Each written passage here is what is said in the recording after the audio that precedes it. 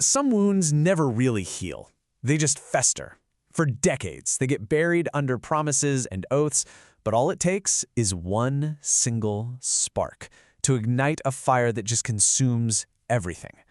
Today, we're going to break down how an ancient grudge between two brothers explodes into a tragic and completely unstoppable war.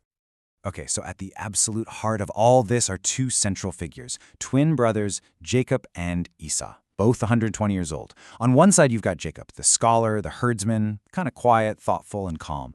And on the other, Esau, the hunter, wild-spirited, hardened by the wilderness, with this intense fire burning in his eyes. I mean, these two could not be more different. And that opposition, right there, is what's going to set their entire world ablaze. So, how does it all kick off? Well, our story ignites at a moment that really should be about shared grief, the death of their father, Isaac. But in this family, mourning doesn't last very long. It gives way to pure, unfiltered fury. Picture the scene, a tent, heavy with sorrow, but the voices of Esau's sons just slice right through it.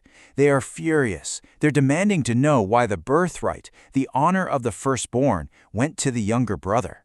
That old wound has just been ripped wide open. So Esau has to lay out this whole bitter history. And as you can see, it wasn't just one thing, it was a chain reaction. First, the birthright, the entire inheritance and honor of being the firstborn, which he sold for a bowl of stew.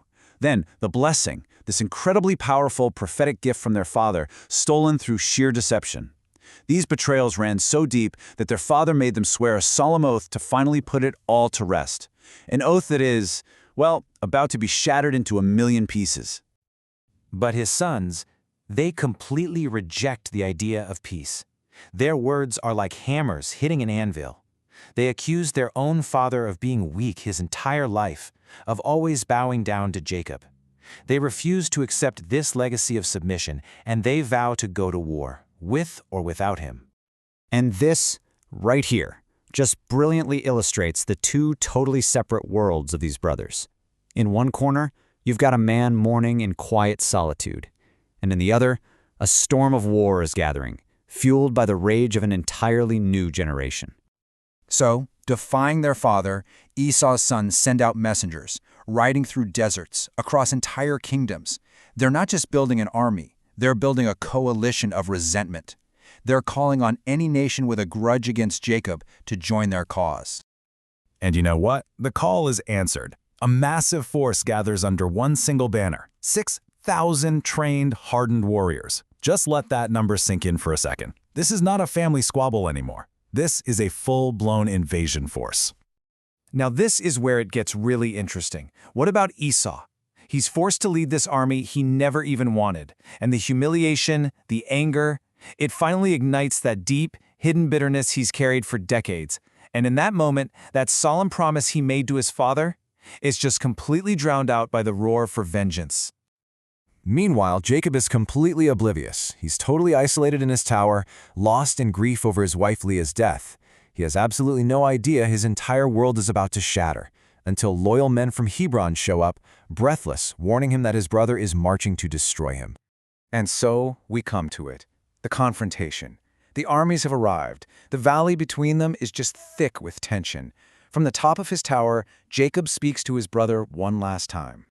Jacob's voice just echoes across the valley, and you can hear the mix of grief and just disbelief.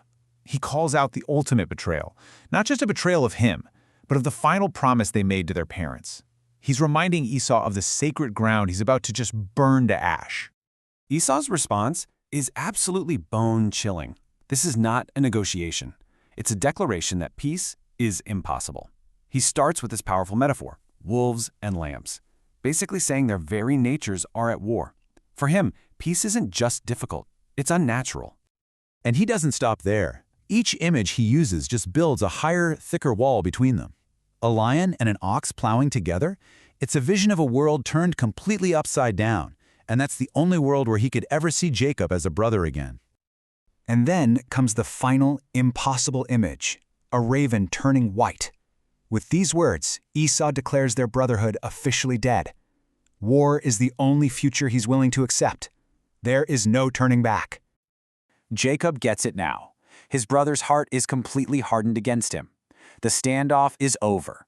The moment for irreversible action, the breaking point of a lifetime of conflict, has finally arrived. And it's his own son, Judah, who speaks up. In this bizarre, twisted sense of honor, they say they won't strike down their own uncle, which means the terrible responsibility falls to Jacob himself to fire the first shot against his own twin brother. Jacob draws his bow. The first arrow flies, hitting Esau square in the chest. A second one takes down his commander, Adonai. And just like that, in a flash, the war's instigators are gone, and the battle begins. And what happens next isn't chaos. It's a brilliantly coordinated assault. Jacob's sons surge out from the tower on 4 separate fronts, a whirlwind of tactical precision. They smash through the lines of the invading armies, overwhelming a much larger force with strategy and pure fury. So the battle is over.